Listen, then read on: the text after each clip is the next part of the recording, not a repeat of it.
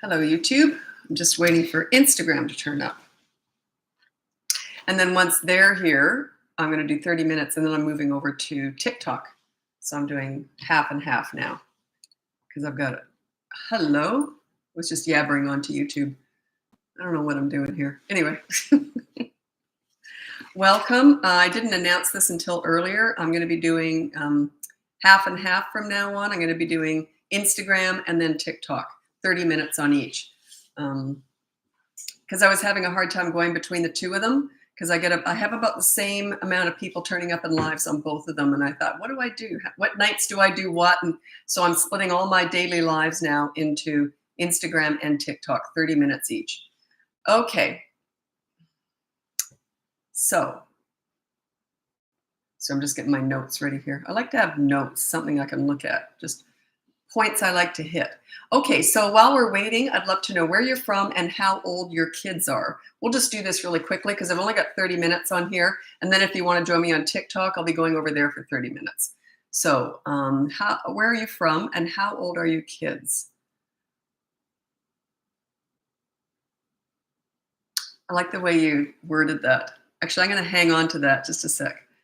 I'm going to go right into this because we've only got 30 minutes. So anyway, my name is Lisa. I'm a parenting coach. If you go on the link above, you can see my behavior board is free, my toddler courses, my big boot camp course, 3 to 12-year-olds, and then the next level up is coaching one-on-one with me. Anyway, I really like this question. My 4-year-old is having a hard time going from preferred to not preferred. Join the club. We all do. But you've got to learn self-discipline. You got to at some point learn that you need to do what you need to do before you can do what you want to do. You've got to earn the preferred by doing the non-preferred. But yeah, that's just life's lessons. That's up to you to teach them that and guide them through that when they're little. And then hopefully when they're older, they can do that on themselves. But yeah, I'm the same way. I'm a terrible procrastinator. I love watching YouTube. I waste so much time watching YouTube. It's ridiculous. Okay. Naperville. Where's that? I'm going to look that up. I'll look it up later. I'll just type it in. I'll look it up later. Oh, Illinois. Oh, okay. Looks very pretty. It's on a canal. I thought it was Venice I was looking at. Okay, Minnesota, 4 and 5 years. Excellent. Toronto, 3 and 14 months. Excellent. Welcome. New York, 4-year-old. Welcome. New York, 4. Another New York with 4. Interesting. Western Michigan, 3.5. Canada, 18 months. Boy, excellent. Nigeria, 9 months. Welcome, Nigeria. Have you been on my TikTok lives? The super Nigeria, 9 months. Because I think I had someone from Nigeria who had a 9-month-old on my TikTok. 13-month-old twins from Chicago. Welcome. I'm from Canada. My kids are 8 and 3. Welcome. My kids were 5 years apart, too. It's a nice split. Jacksonville, my twins are 3. New York City, 10 and 2. New Jersey, 2.5. You're right in the thick of it. Toronto, 2 years and 2 weeks. Is that a 2-year-old and 2 weeks? No, you wouldn't be saying that. So you got 2 kids. One's 2 and one's 2 weeks. Estonia. I don't even know where Estonia is. I'm going to look that up. I like to type things in. When I don't know where something is, I'll type it in. I'll look it up later. Oh. Estonia. Oh, geez. Look at castles and everything. It's beautiful. Okay, I'll look that up later. Okay, so parenting. She screams and throws a fit. I don't know how old that is and in what situations. One of my 1.5-year-old twins likes to hit other than consistent corrective actions. Anything else I can do? No, it's just about consistent corrective actions. Or you can actually separate them, remove them if it gets out of hand, if they're hitting the other one. So yeah, then you can use separation or deprive them of the other twin, whoever they're hitting. So yeah, it just takes time. Everyone wants the quick fix. With toddlers, there is no quick fix. They learn through repetition. You got to keep doing something over and over and over again before they clue in. The problem is most parents give up before they learn. You go, well, this ain't working. You got to keep going. Like it might take 50 times or 150 times before they learn. But parents often say, well, I did it 3 times and they still haven't learned. Yeah, I know. It's a slow burn with toddlers. They don't learn right away. They understand they shouldn't be doing it, but their impulse control takes over. You got to interrupt that impulse control, and that's what takes time. Okay.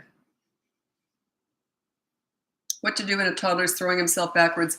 whenever they are throwing a fit and they hurt themselves, hurt someone else, or damage property, you just physically restrain them. Just prevent them from killing themselves, basically, from throwing themselves on the floor if they're going to bang their heads. If it really gets bad and they actually are throwing their head on the ground and banging their head on a coffee table, get one of those foam helmets. They will start to connect the dots that, wait a minute, if I don't bang my head on the table, I don't have to wear this stupid thing. So yeah, a lot of my clients have had to resort to that, and they say it works pretty quickly. They don't like that helmet. 4-year-old hits and swipes at us out of excitement. He's not being mean or mad, but he knows he shouldn't be doing it, right? So yeah, I don't know what to say there. I would say no hitting. I would put it on the behavior board, no hitting. He's got to learn to control himself. And yeah, it's just over the top excitement, right? So he's got to learn to control that. He's 4. He should be able to control that by now. So put no hitting on the behavior board and have a consequence every time he does. 2-year-old throws food on the floor when done. Well, you have to predict that and just interrupt that behavior. There's not much you can do with that kind of stuff other than hand feed them. If they're going to do that, just hand feed them. Every time they throw food on the floor, I would pick it up, throw it in the garbage, and then I'd hand feed them the rest. They might not eat one more bite because I'm hand feeding them. They'll survive. There's no way I would allow them to touch food again once they've thrown it. But you said they're already done, so you got to kind of interrupt that.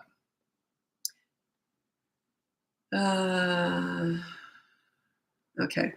Southern Indiana, 4-boy, 20-month-old boy, and 6-month-old. Wow, you got your hands full there. It's the toddler and the baby that's a lot of work because they're physically demanding. New York City, 15 and 3. That's a 12-year split. That's a big one.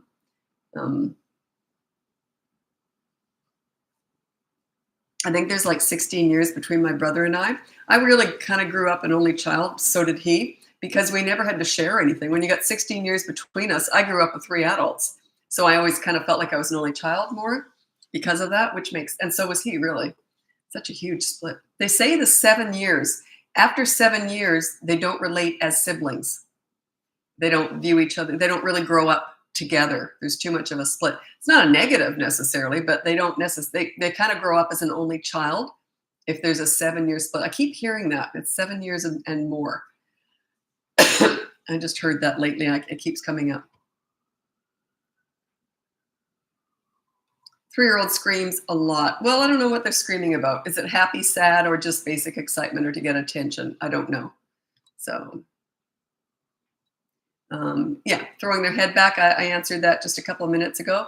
When they start to get violent, just restrain them. Prevent them from hurting themselves, someone else, or damaging property. You have to restrain them.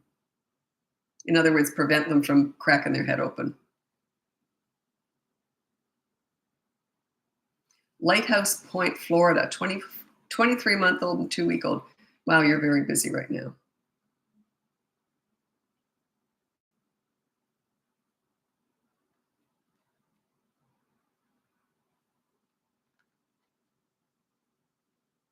Yeah. My 23, you're challenging me. Oh, I've always got something, right? My 23-month-old really doesn't care if I take a toy away when he throws it or hits, etc. So now what? Ha ha. Yeah, I've always got ideas. Anyway, so yeah, if they don't like that, then you just ignore them, snub them. Just say no, put the toy away, and then walk away. They usually don't like that.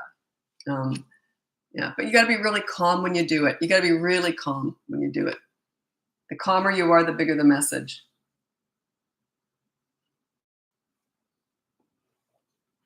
Oh, such a good cup of tea. You know how you really need something warm to drink?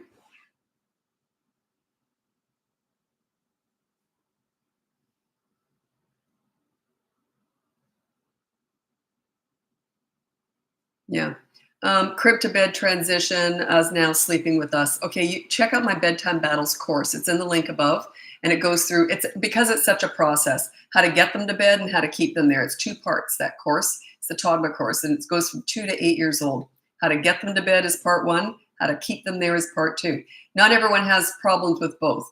Usually people have problems with both, but not always. Sometimes they can get them to bed, but keeping them there, that's the harder one, by the way. Keeping them in bed is the harder one. So yeah, check out that course. Okay, if you've got an 18-month-old who's become a picky eater, a lot of them are picky eaters.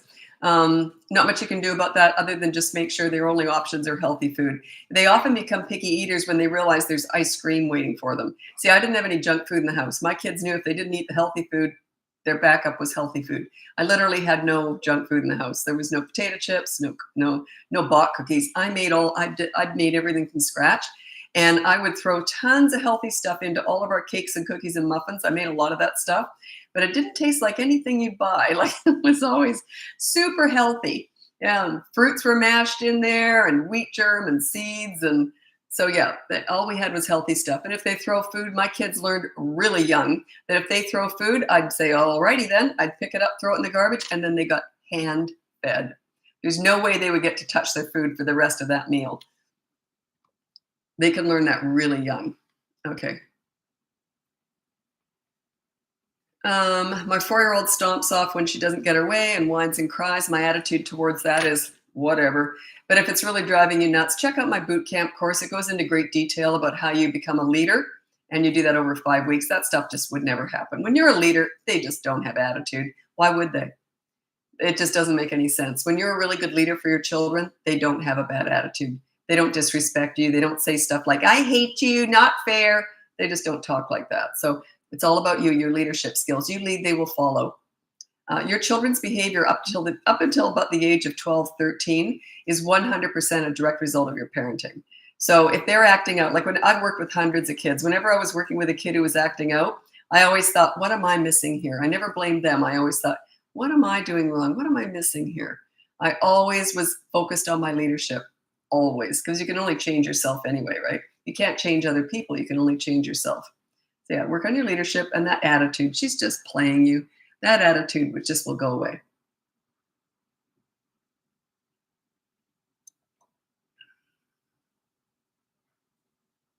Okay, here again, 4-year-old just 4 in October. Check out the boot camp course. It's a very hard thing for me to answer because we're not, when you ask how to deal with them, we're not actually fixing kids here. We're fixing and teaching parents here. We're teaching you leadership skills, and that stuff just doesn't happen. When you're a leader, that doesn't happen. You lead, they will follow. They desperately need, crave, and want a leader. If you don't provide that for them, they're going to take over. Or they're going to go looking elsewhere. By the time they hit school, they're going to be very vulnerable out there in the world. They're going to be looking for leaders somewhere. They're going to be very vulnerable to peer pressure, the drug dealer on the corner, the bully, the internet, the Kardashians. They're going to go out searching for a leader because they don't have one at home. So they're going to go searching for it. You don't want that. You want to be the leader at home. And they take that leadership everywhere they go. They'll always tell you everything. They'll come to you with everything. Twin brother, 3-year-old, puts his hands on everything, already told no, never works. Yeah, of course it doesn't work. What's the consequence? It would be like if I was speeding down the freeway and a policeman just said no, I'd probably keep speeding. But if I knew there was going to be a consequence, I would stop speeding. It's like that. We all need to be held accountable for things. So check out the behavior board. It's completely free. It's in the link above. And get the behavior board, start there. And say, keep your hands to yourself, something like that. And then there's a consequence if he doesn't, right? We all learn through consequences. You know, if we don't pay our rent, we get kicked out. If we don't pay property taxes or whatever, we go to jail. You know what I'm saying? We all learn through consequences.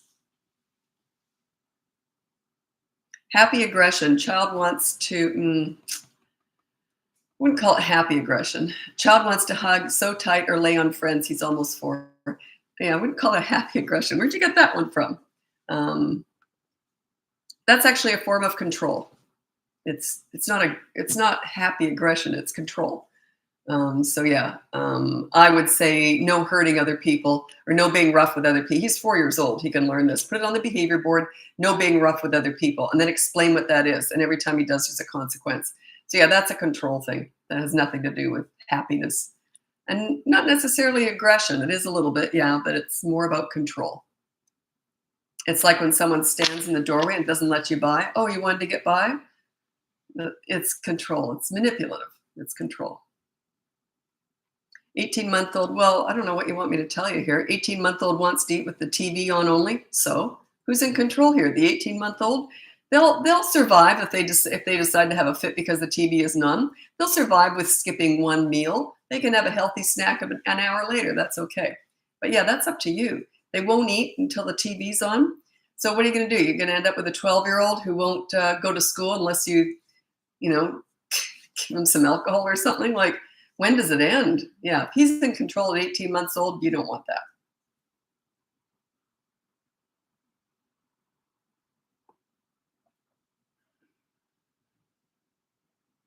My kid gets mad at other sibling when they tell on him and he hits. I don't know how old they are. Um, I need an age, but don't just put the age. You have to put the question down again because I'll forget what the question was. So, but I need an age for that. What to do with a 3-year-old who doesn't share anything? I talk to her and she starts screaming. You don't talk to them about this, the mini therapy session stuff. You just don't. So if she doesn't want to share something, it's kind of a tough one. You mean with siblings or when friends come over, or is it at school? Or, I got so many different answers to that. I don't quite know. I need a little bit more context to give you a more specific answer on that. They can start to learn how to share at around 3, especially 3 and 9 months. They can really understand sharing. But if she's not sharing, is she actually grabbing stuff from other people? So I would just say no grabbing stuff from other people. Be very specific. Don't say share on the behavior board. That's ridiculous. Say no grabbing things from other people. That's specific and it's a bad behavior that you're addressing. Don't tell a child share as a rule. That's just ridiculous. It's too broad. It's too big of an expectation. But very specifically, she's not allowed to grab things from other people. And there's a consequence if she does.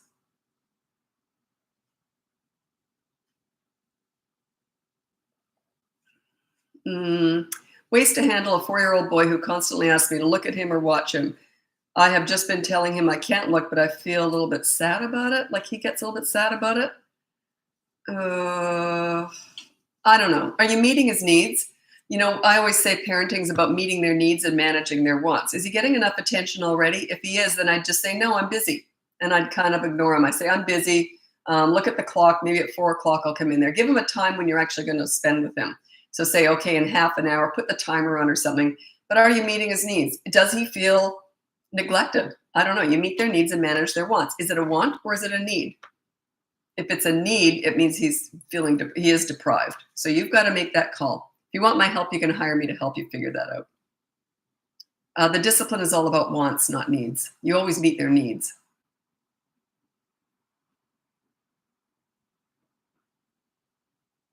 Yeah. This is my most difficult coaching situation. This is Rachel DeWood. Okay.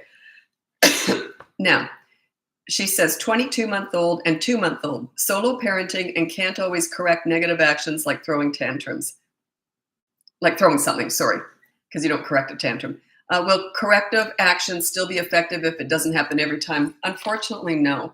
That's my most frustrating client that I get when I'm doing coaching. Because what are you supposed to do? You're breastfeeding and you know what I mean? Like it can't always address it. You just have to do the best you can. It can't be perfect. If you've got a baby that you're breastfeeding and you're stuck holding the baby or something, how on earth can you deal with a toddler at the same time? Just do the best you can. It's not as effective, but hopefully you can do it enough times that they will eventually learn. It's an adjustment period. The baby's only been around for a couple of months. So yeah, it's an adjustment period. It's just a tough time. If you've got a rambunctious toddler and a newborn, it's a tough time. Okay, 22-month-old lets me know when he has a dirty diaper, but not before it happens. Okay, check out my toddler, what's it called? My potty party course. It's in the link above. It teaches you how to potty train in a weekend. And that's the idea. It might not be a weekend, but I did my son in one day. I trained him completely and no pull-ups, no night diapers, nothing. And my daughter was 2 days over a weekend and it was a party. I threw a party. But yeah, it's a labor intensive exercise, but check it out. It's called, I can't remember what I called it. Actually, I don't talk about that course. That's my biggest selling course is the potty training one. But I can't remember what I called it. It's my oldest course too. I've had that one for a long time. About 16 years now, I think. Where is it? Toddler Potty Party, 1 to 3 years old. Teaches you how to potty train. Well, he's only 22 months too. My kids, I suggest 2.5 that they can really be potty trained, but he might be ready for that. If he's telling you afterwards, it means he doesn't like sitting in it. So that's a good sign. They don't like sitting in it. 22-month-old screams and whines when other kids want to play near her at playgrounds or play places. Anything I can do about that? Don't give that any attention. No way. Yeah, I would just say, do you want to go home then? Like she'll eventually learn. Yeah. So she wants to own the whole playground. If you give into that sort of stuff now, you're digging your grave down the road. So yeah, it's just she's just going to have to learn. It's not her playground. Trouble in parking lots. I tend to lose my patience only in this area. Yeah, I don't know what to tell you. Okay. How to not yell when she's about to do something hurtful. It's about consistent corrective actions, not words. Actions. You want to intervene physically and say no. So, if possible, do that. The more consistent you are, the quicker they will learn. But they don't learn the first 10 times, or maybe not even 50 times. It might take 100 times. My baby's only 8 months, but I'm taking notes. Yeah, sometimes I'll get hired by people who are just pregnant and they want to get a jump on things. They want to know what's coming. The baby stuff, I've just got some basic advice for that. But the toddler stuff, yeah, they want to know what's coming their way. They might get a really easy one. Both my kids were pretty easy, but my son had tantrums. My daughter had nothing. She never cried. She never tantrumed, nothing. She was the easiest kid in the whole world. She was just born that way. I couldn't take credit for her. But yeah, my son had tantrums. But other than that, he was brilliant at entertaining himself. He would just sit with the blocks and just play for hours. I used to have to interrupt him so to feed him lunch. I mean, he just loved, he was very good at entertaining himself. So, yeah, not most little kids aren't. He was really tiny and he was very good at that.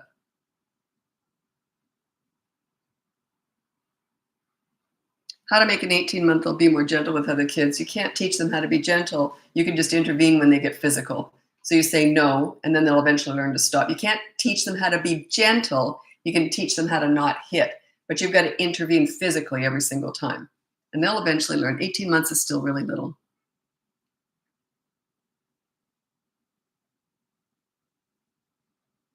Prince George. Hi, Prince George. It's a neighbor. I'm here in Vancouver, so Prince George is not that far away. Actually, I don't know where Prince George is. I've never traveled in BC. I always get on a plane and go far away. Isn't that weird? Prince George, BC. My 10-month-old boy is screaming so shrilly when feeding when he wants more or out.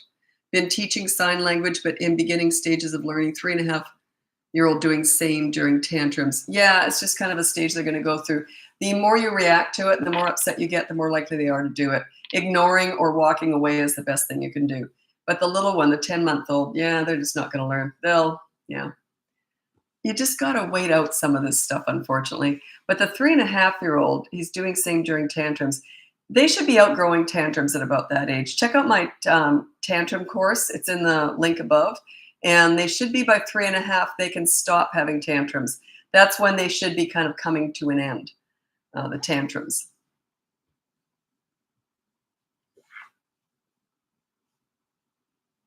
6-year-old, information needed for major behavioral issues. Well, I learned all this through working with kids who were challenging. I didn't learn much with my own kids. They were kind of on the easier side, and I just kind of got respect when they were tiny. But I worked with all those kids. I called them alphabet kids. ADHD, WXYZ. They all had acronyms after their name. And that's what I learned all this from. I learned leadership is how to set yourself up as a leader, and you bring out the best in them. You're not telling them what to do. You're correcting them so that you're guiding them into making good choices. So that's all I teach. I can't sum it up in one sentence. It's you just keep watching and you'll start to get it. And anyway, check above if you want to buy one of my courses or hire me or just get the free behavior board. Even if you're going to buy a course, I still suggest you check out the behavior board anyway. It puts you on the newsletter and you'll get the first announcement for anything that's happening in my business. I've got a couple more toddler courses coming up soon. I won't tell you what they are yet. I think I've got 2 or 3 of them coming soon. New ones.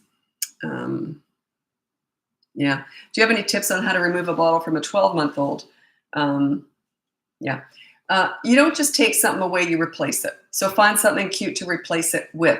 So say, bye-bye bottles. Here you go. Here's something new. So you replace it. Rather than just taking something away, you replace it with something else. It's going to be a process. It's not going to be, no, it might not go that well, but if they get over it quick. It's the scene. Everyone's afraid of a scene. To me, it doesn't bother me at all. If a kid's going to have a scene, to me, that's their processing change, or that's them processing stuff. That's their lesson. They often have a scene. That is their lesson. Behind every scene, fit, tantrum, there is a lesson. That's why I welcome them. The kid, I remember once I was looking after a kid and he says, if you don't do this, you're gonna regret it. I'm gonna have a fit. And I'm like, bring it on. Are you kidding me? I can't be manipulated like that. He was blackmailing me. I thought, wow, his parents, he must have them wrapped around his little finger. But yeah, if you're gonna have a scene with me, bring it on. That's my opportunity to exercise my leadership, to show how calm I am, to show that you can't manipulate me, to show that I know what I'm doing. That's what leadership's all about. You stay calm when when you're disciplining them. The rest of the time, you can be wild and crazy, but not when you're disciplining. That's when you're very calm. Yeah, that kid threatened me. Yeah, he didn't get very far with that. If you don't give me what I want, I'm gonna have a scene. You're gonna regret it, and I bring it on. Give it your best shot, kid. Good luck. That was great. I love kids. They're funny. Okay. Okay. This is actually quite common. My 5-year-old hates when I wash the top of her hair. I think she doesn't want her face wet. It's really bad and she starts to panic. There are those, I don't know if they're called halos or something. You can literally buy these things that go around their forehead. I would invest in that. I understand that they might not like the shampoo going in their eyes. Also, get that Johnson's Tearless Baby Shampoo. So if something does get in their eyes, then it's not going to sting anyway. But yeah, those halo things evidently work quite well.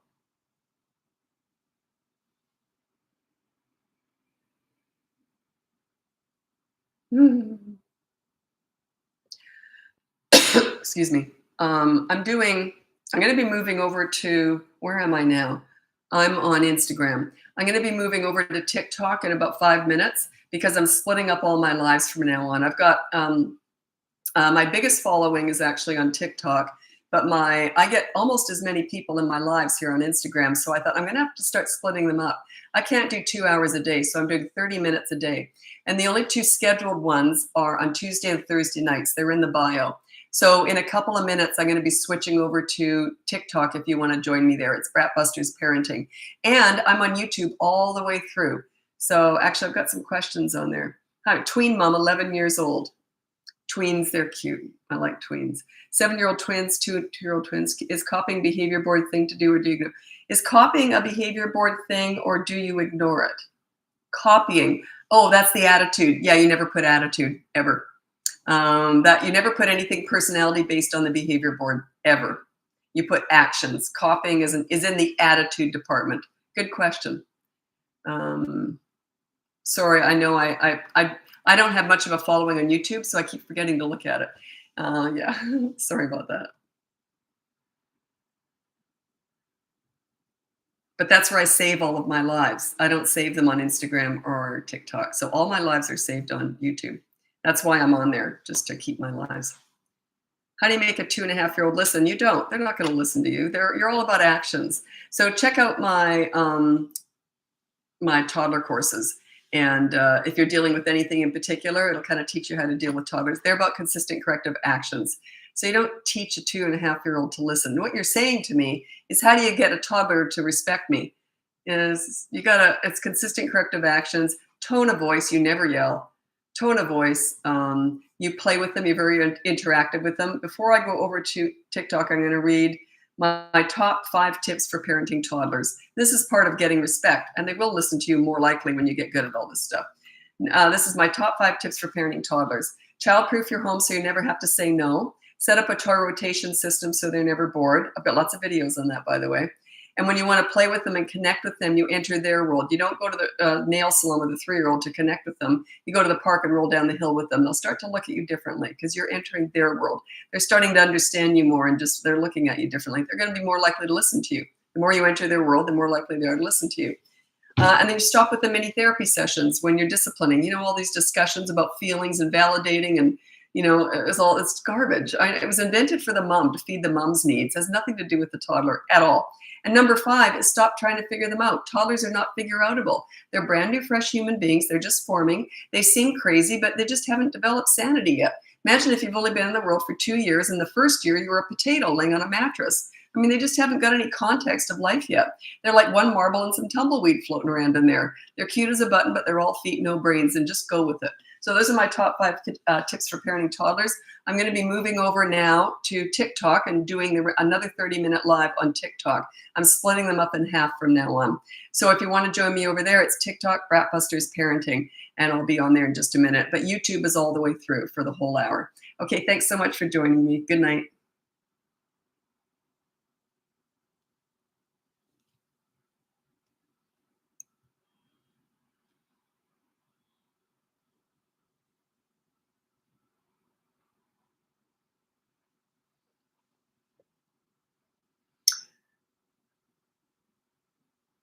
I'm just looking at my my YouTube.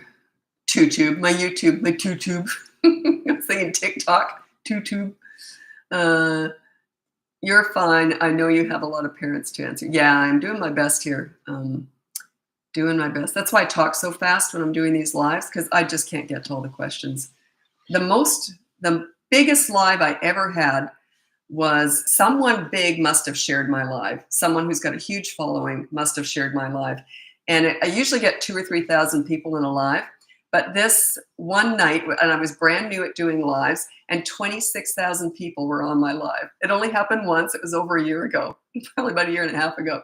Imagine the panic, because I was new to it and I was trying to, it was a disaster. It's funny. Okay. Okay, so I just came over from Instagram. I do now. What I'm doing is I'm splitting these lives in half now, because I've got a pretty big following on Instagram now, and I've been doing these TikTok lives every day for about a year and a half now. And now I'm splitting them in half: 30 minutes on Instagram, 30 minutes on TikTok. So that's how I'm doing it from now on.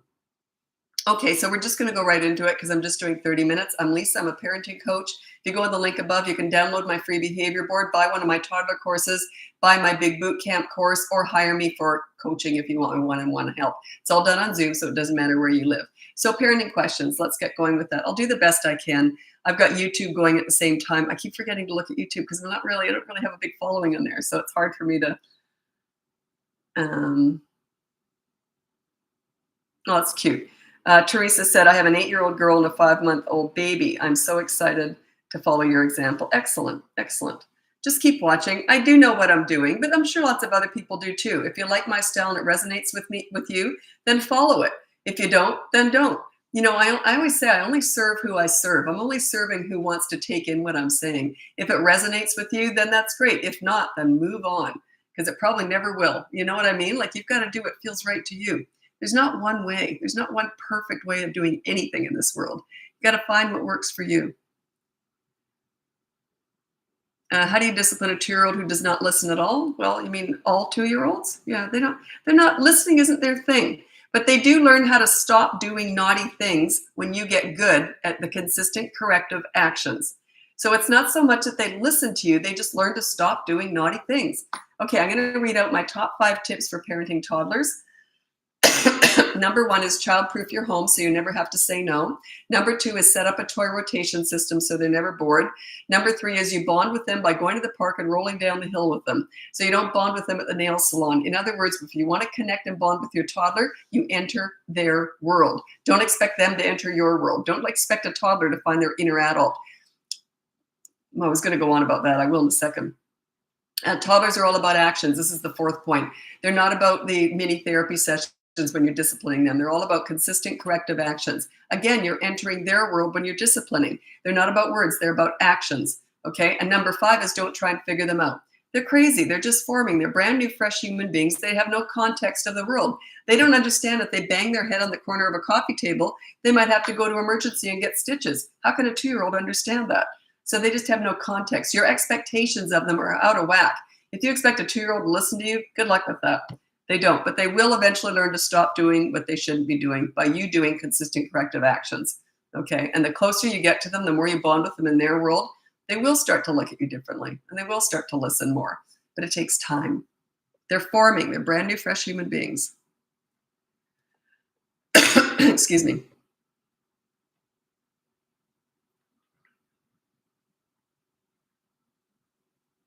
Okay. So you said, I tried taking my son's favorite toy and put it somewhere that he can see, but it did not work.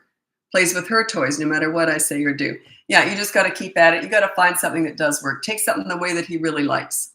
You just got to keep working that. There's a million. I got a million different ideas. If you want my one-on-one help to figure out the creative ideas and what to do with your specific child, I give very general advice here on social media. But if you want my one-on-one help, if my general advice isn't helping, you'd have to hire me for that. That's coaching one-on-one. Check out the link above.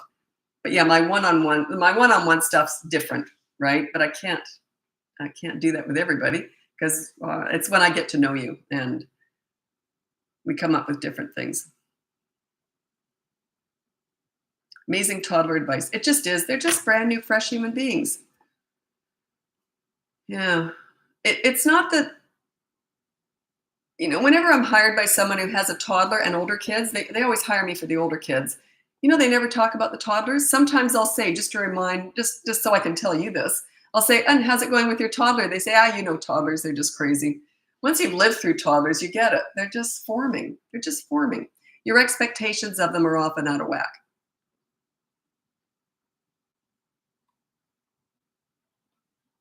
I'm wearing white again. I can't read that the text is in white and so is my top. So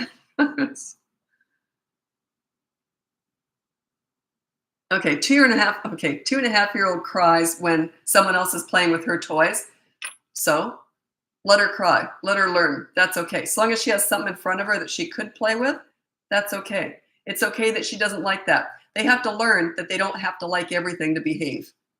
If you want them to like it, if you think that their good behavior is reliant on them getting their own way all the time, you're in big trouble. They have to learn that they can't always have their own way. They're going to have to learn to accept that they're not going to like everything that happens to them. Tips for toilet training. It's a process. I can't go into it here. I have a mini toddler course on how to potty train. It's a step-by-step process. I can't teach it here. It would take me like an hour to go through all the steps. That's why I've got a course on it. Yeah, it's a process. So I trained my son in 1 day, no pull-ups, no night diapers, nothing. And my daughter in 2 days. And they were 2.5, each of them. I probably could have trained her in about 2, but I don't know why. I just waited until she was 2.5. I wanted to make sure I got it done. But there's a whole bunch of steps involved. And there's maintenance afterwards too, how you make sure that they don't have accidents. I'll tell you a funny story though. I had just trained my son and I thought I did everything right. I made sure he'd already gone before we went grocery shopping. So we're in the checkout at the supermarket, tons of groceries in the shopping cart and he says to me, I have to go poo. And I look at him like, and I knew where the bathroom was in Australia where my kids were born and raised. Grocery stores are inside malls. They're not freestanding like they are here in North America. They're literally inside a mall. And the public bathroom is at the other end of the mall. And I had a 2.5-year-old who just told me he had to poo. Now, a 2.5-year-old doesn't give you any notice. When they have to poo, it's probably peeking out at that point. So I looked at the checkout lady and she looked at me like we both she obviously was a mother. We both got that look like, oh God, she goes, just run. I picked him up and I ran with him. And I just made it. And a public bathroom with a little one, I had him hovering over the toilet. He never touched it. And he did. He pooped. And I went back and they had packed up my groceries. One of the other moms that was just there as a customer, she packed it all up. How did it go? How did it go? It was great. But yeah, that was a close call.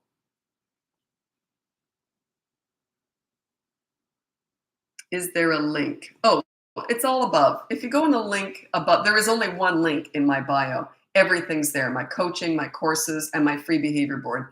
Everything's there. The behavior board starts at the age of 3. And that's why I've got so many toddler courses, because you can't use the behavior board yet. And the big course is 3 to 12 years old. It's totally different. You can start reasoning with a 3-year-old. You can't reason with a 2-year-old. You can try. Let me know how that goes. I'd love to know how that goes. Tip to help with a toddler who is shy. So, they'll outgrow it. They go through stage after stage after stage. Yeah, don't worry about it. Are you on any other social media? Yeah, I'm really picking up on Instagram. I'm new on there. And so I'm on Instagram and then I'm also on YouTube, but I'm not really. That's where I save all my lives. I haven't really focused on YouTube. YouTube is not social media. It's a search engine. But yeah, my goal is eventually to get on YouTube in a big way. but I'm on Instagram and TikTok. TikTok's my big audience. Instagram's growing really well. And then YouTube, I don't even know how many people. There's only a couple thousand on there. I shouldn't say that. Imagine having 2,000 people interested enough to subscribe. Like, that's amazing.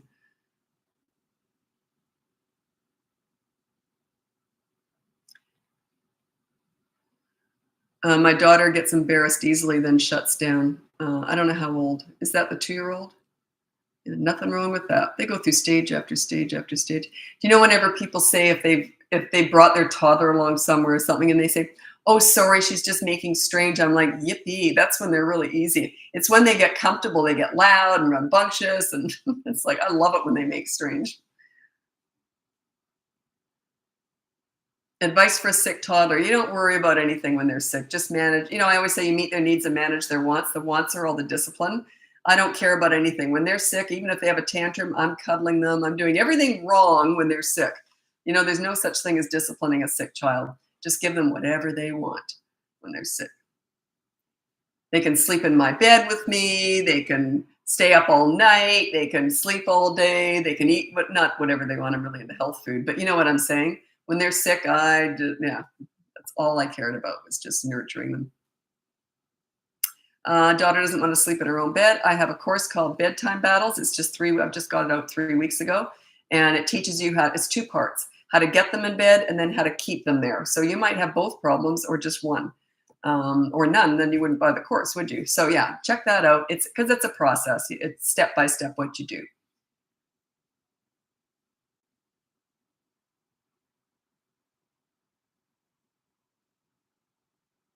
How do oh, I don't understand this one. How do I tell okay, I know that people tend to type quickly and there's typos, but I think what you mean is, how do I approach my son's school about his typical 2-year behavior? They want to hold a meeting. Is he being aggressive towards other children? That's something that has to be addressed. They cannot allow children to hurt other children. Can you imagine if you sent your children to school and they were getting scratched up and bruised by other kids? That's a big deal. So if it's physical stuff, yeah, it has to be dealt with. So yeah.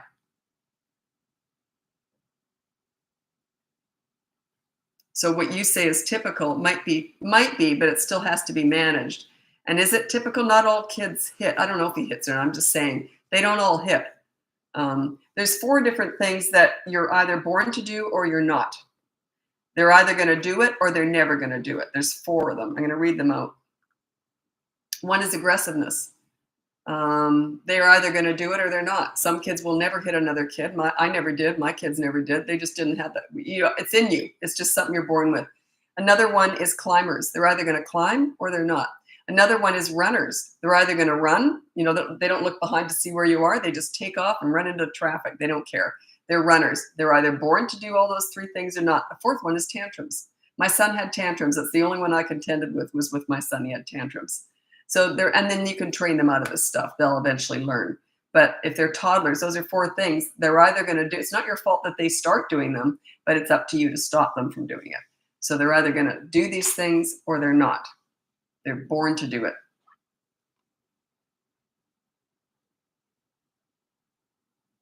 My 5-year-old is scared to use the bathroom. I don't know. Why is that? I don't know. So I got chapped lips. I'm just getting over a cold. I'm going to have to run and get some water. Just a second.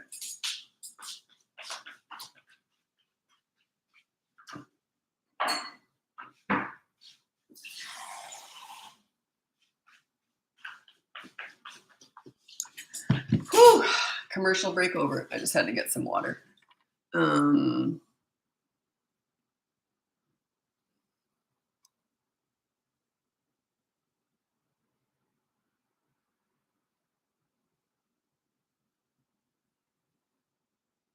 I just want to come back to this again. I want to drive this point home. I already read it out. Yeah. How do I approach my son's school about his typical 2-year-old behavior? They want to hold a meeting. School does not hold a meeting over nothing. And what you call typical is not necessarily acceptable. Okay? So I want you to drop your defenses and listen to what they have to say. I could be off track with this, but it's a good message to hear anyway. A lot of parents who get called into meetings to have their back up and they get very defensive, and you're not helping yourself or your kids. Keep an open mind, turn up, and understand. If you were the other parents, maybe your kids hitting other kids or something, how would you feel if your kid was getting scratched? I should tell you the funny story about my son. His uniform was cut up one day. Oh, should I tell this story? I've only got 15 more minutes. If you want to hear it, it's just really funny. It makes me look really bad, really bad. Anyway, if you want to hear it, ask about the scissors story. Otherwise, forget it. I won't tell it. Okay.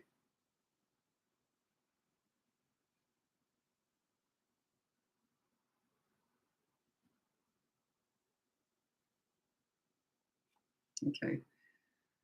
Sorry, I'm wearing a white top and all the writing is in white. 7-year-old girl, how to stop her smart mouth and lying. Okay, work on yourself, your leadership skills.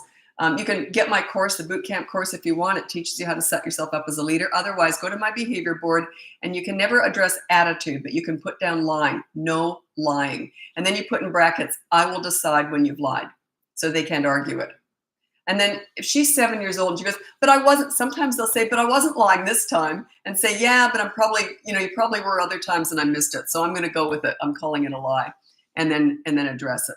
And, but yeah, don't make a big deal out of it. Just put it on the behavior board and put down no lying. The smart mouth will end when you're a leader. They do not backtalk leaders. They would be embarrassed because they look up to you.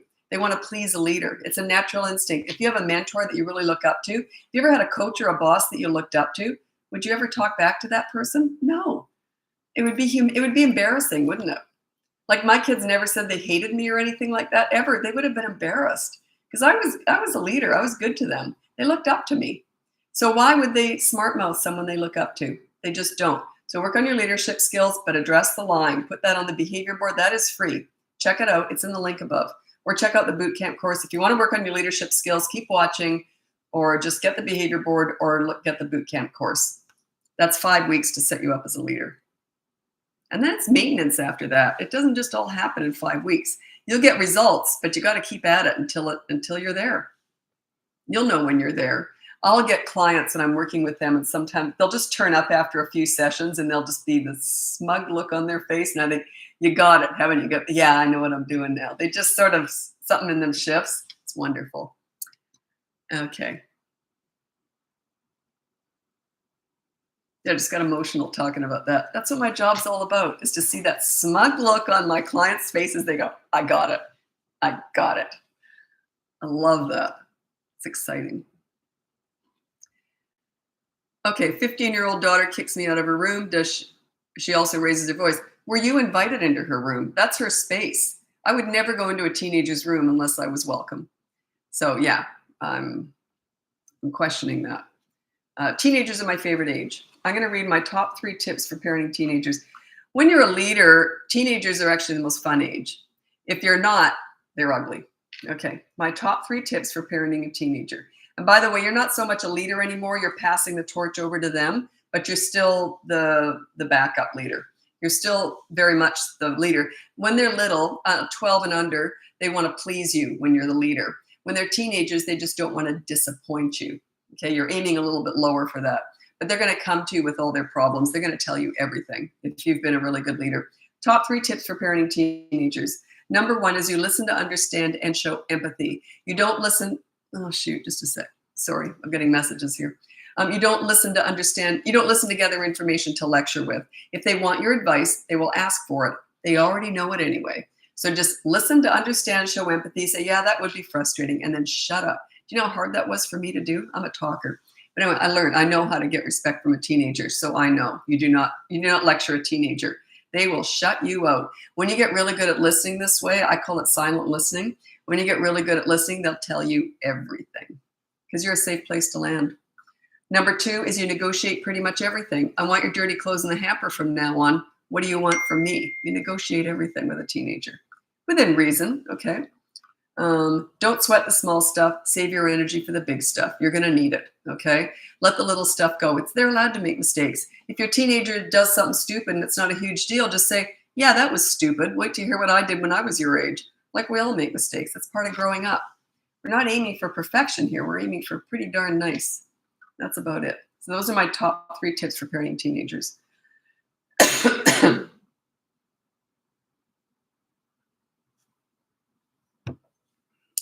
Teenagers are actually very easy to parent.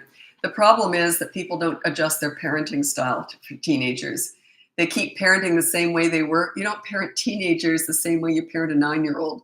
It's very different. They're becoming adults. You can't parent them the same way that you do like a young child. You have to shift your parenting style. And that's why parents have so much trouble with it. They don't know that. They don't shift.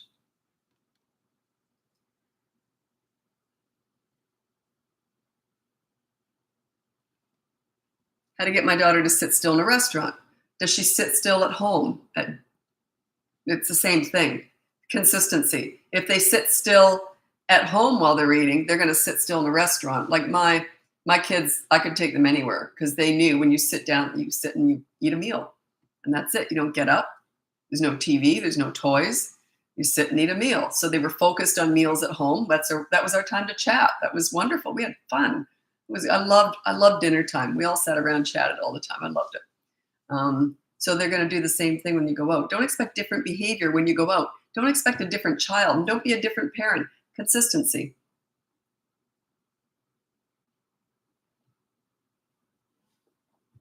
We used to take our kids anywhere. We'd take them to fancy restaurants and people would see us coming and they go, oh my God. But I was prepared. I usually fed the kids before we went out. I brought activities for them to do, and they were easy. They were respectful kids anyway. And by the end of it, the waiters, people would walk past. Geez, your kids are so well behaved. And I'm like, yeah, I put the work in. I put the work in. It's all up to you. Your children's behavior is 100% a direct result of your parenting. 100%. Under the age of about 13. Under the age of about 13. Their basic nature and personality is them, but their behavior is 100% a direct result of your parenting. That's what leadership's all about. You're guiding them into making good choices. You don't have obedient little soldiers. Who would want that? A bunch of wimps. You want free-thinking, respectful children because you respect them. They make good choices. They have pride. They have self-discipline. They have high self-esteem. That's what you want. You don't want obedient little soldiers at all. That's the old-fashioned authority-style parent. It's not a bad way to parent. The pleaser-style parent that's trendy right now is a disaster. It'll go out. It'll have to. You know, I always say, if you're in the pleaser-style parenting department, you're raising self-entitled snowflakes with mental health issues. You're so busy rolling out the red carpet trying to make everything easy for them that they don't know how to deal with anything. You didn't validate my feelings. I'm just a bus driver, lady. Like, you know, you're not doing them any favor. You're raising very weak individuals. Whereas the old-fashioned authority-style parent did build rebellion and resentment in the teen years, but they come out the other end appreciating their parents for doing that, and they're strong individuals as a result of having an authority. The pleaser-style parent, you're a dish rag. They wipe their feet all over you, and no one's leading them. They're completely lost. Yeah, I'm exaggerating, but I'm getting my point across.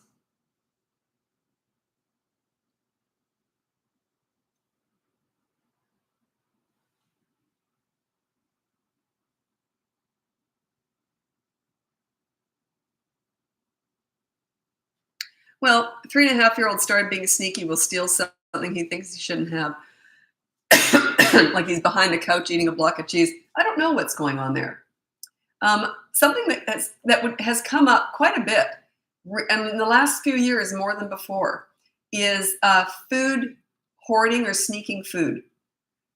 And I've asked, I said, have these kids ever been deprived in any way, or were they foster kids before, that they were in bad situations, or, you know, I need to know some history sometimes. But food hoarding and sneaking food is more common than you would think. It comes up it comes up more than I would think it does. So I would have to investigate that. Why is he eating a block of cheese behind the couch? Or is he just doing it as a manipulative, getting under your skin kind of thing? I don't know. Is it a behavioral thing or something innate, something that there's a reason for it? I don't know. If you want a better assessment of that, I would have to assess it. So that would be coaching if you want my help with that.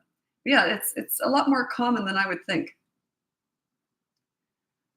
He was laughing and happy as could be. So it's a defiant, getting under your skin kind of thing. Okay, well, work on your leadership skills. There's no way that would happen. If it's just defiance and manipulation, work on your leadership skills.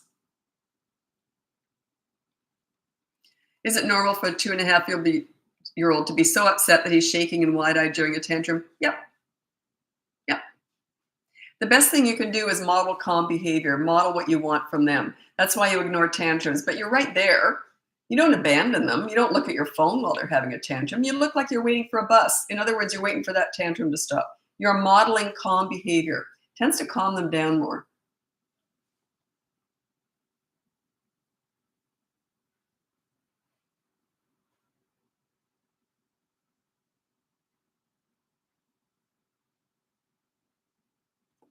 I had some really weird situations with kids.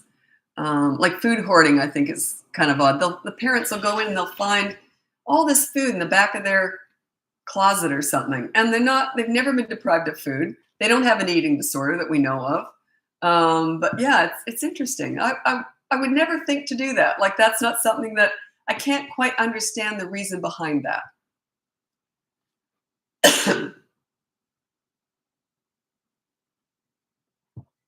That's interesting. I find kids fascinating. How do you stay calm? Because you know it works. That's how you stay calm. Um, yeah. But it's a slow burn. You got to invest in tomorrow. Today's going to be difficult because you haven't proved to yourself that it works. Once you understand how well this works, it gets really easy to do. All my clients say that. They struggle the first couple of weeks. They really struggle. And they say, but how do I stay calm? They're driving me nuts. And I say, because it works. Just keep doing it. And then they say it's getting easier and easier and easier. Because when you calm down, so do the kids. When they trust the fact that you've got control of it, then they start to calm down. Otherwise, they're going to get worse before they get better usually. Because they'll remember the old you.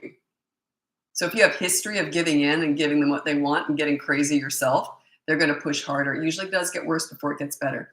But everyone wants the rainbow, but I say you got to be willing to go through the storm first. So yeah, it usually does get worse before it gets better. Not always, but usually.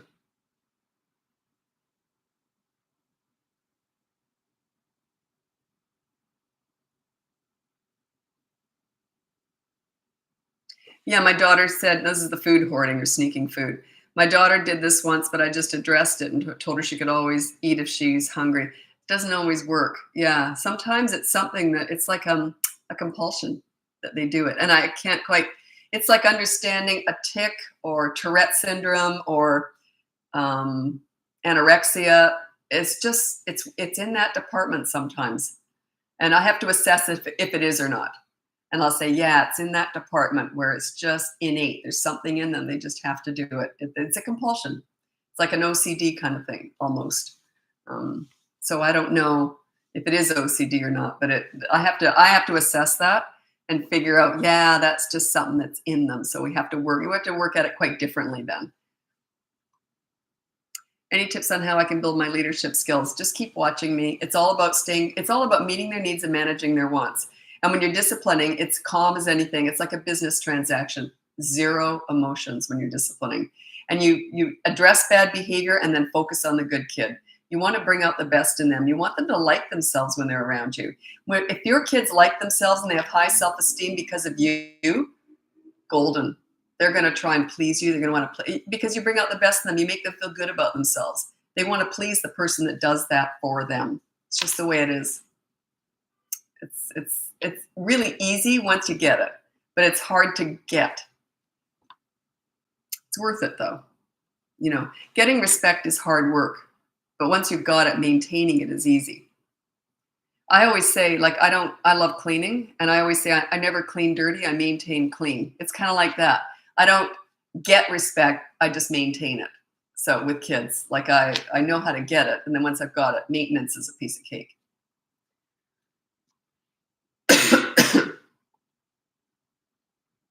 Okay, this is a 2-year-old that was a little bit young for this. What to do when a 2-year-old being upset when making an error like in sports. So in other words, things don't go their own way and they get upset. They have to learn to be good sports. That's all there is to it. And also you don't focus on winning. Focus on how they play. Focus on the journey, not the goal. So yeah, oh, that was fun. Didn't we have fun? Don't focus on winning. That's what you're going to raise poor sports. Not always, but this is what raises a poor sport, is when all you're focused on is the win. My mom used to say she was so proud of the fact that she raised such good sports. My brother and I, we play hard to win, but we don't care if we win, if that makes any sense. I could care less if I win or lose, but I'm going to play to win. Like, I play hard, but I don't care. I'm a good sport. I don't care if I win or not. My mom used to say, I'd rather play well and lose than play poorly and win. She hated luck. She only liked it when you actually needed to play well. So yeah, don't focus on winning. Focus on how well they played. Like, my mom always did that. Oh, you just played. You were such a good sport and you played so well, but she never focused on winning.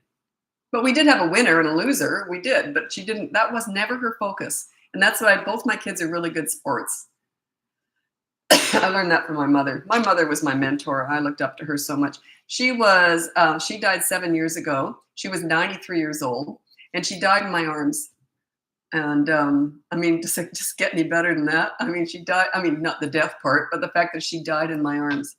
I made it in time. It was beautiful. She was 93. It was beautiful. Anyway, what a gift. I focus on fun. Yeah, so did I. I was a goofy, crazy mother. I was just one of those crazy mothers. Everyone knew I was crazy, Lisa. And I was fun. And with teenagers, when I mentored troubled teens, I was funny. So I use humor. And if you're fun, then I got no leverage when I'm working with kids, like other people's kids. I don't do that anymore, but I used to. That's where I learned all this. I had no leverage, but I could stop being fun for a minute. They didn't like that. I could stop being funny for a minute. I could look down very calmly and just kind of, that's the only leverage I had with other people's kids when I'm working with them. I couldn't ban them from TV or anything, right? So I learned that I led with fun, and I always focused on the good kid. Not always easy to find, but I looked for morsels of a good kid, because I was working with some real hefty, difficult kids, I'll tell you. And I focused on the good kid. Manage the bad behavior. I dealt with it quickly. Don't make it a big deal, because then it becomes their identity. It's sort of on the same topic about identity. I hate reward charts. The reason is that if you use a reward chart, in other words, oh, you did something good, here's a gold star, that's sending the message to the child, you're normally rotten, but if you should happen to be good, you'll get a gold star. See the message you're sending? It says they're bad. Reward charts imply a child is bad. Don't talk to me about school. Schools are different. Yeah, they use reward charts. A huge portion of my clients are teachers, because they don't transfer over. Not everything transfers over from an institution to home. Home is personal. It's different. Okay. But a behavior board says you're normally wonderful, but if you should happen to do something rotten, I know how to deal with it. See the difference? One says you're good, one says you're bad. Yeah, reward charts are a big no-no.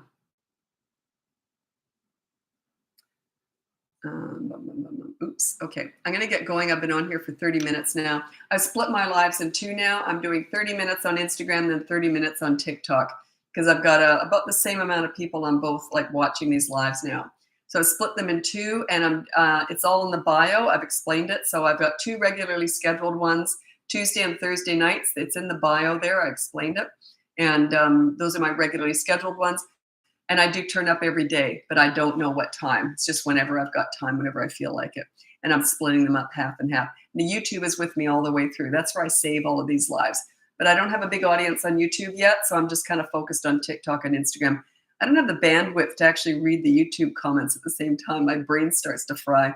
Anyway, I'm doing my best here. So thanks so much for joining me. Go on the link above. You'll see everything I've got to offer in my business, my free behavior board, my toddler courses, my big boot camp course for 3 to 12-year-olds. And if you go to the next level, that's coaching one-on-one with me if you want to work with me. Thanks for joining me, and we'll talk again soon. Bye now.